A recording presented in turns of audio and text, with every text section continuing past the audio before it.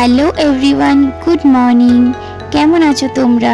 আজকে সকাল সকাল কিন্তু একটা রেসিপি তোমাদের সাথে শেয়ার করছি। এই রেসিপিটা কিন্তু সেদিনকার করেছিলাম যেদিনকার আমার শাশুড়ি মায়ের জন্মদিন ছিল, কারণ এটা আমার ছেলের জন্য করে দিয়েছিলাম। ওই দিনকার যে খাসির মাংস করেছিলাম প্রচণ্ড স্পাইসি হয়েছিল, তো ওকে তো সেটা দেওয়া যাবে না, সেই জন্য ভাবলাম ওর জন্য আলাদা করে দিই। ওই দিনকার আর এটা দেখানো হয়নি, নাহলে ভিডিওটা কিন্তু অনেকটাই বড় হতো। সেই জন্য ভাবলাম যে এই প্রিপারেশনটা কিন্তু আলাদা করে শেয়ার করলে তোমাদের বুঝতেও সুবিধা হবে। তো তোমরাও কিন্তু বাড়িতে ছোট বাচ্চা থাকলে এরকমভাবে রান্না করে দিতেই পারো। তো পুরো ভিডিওটা দেখো।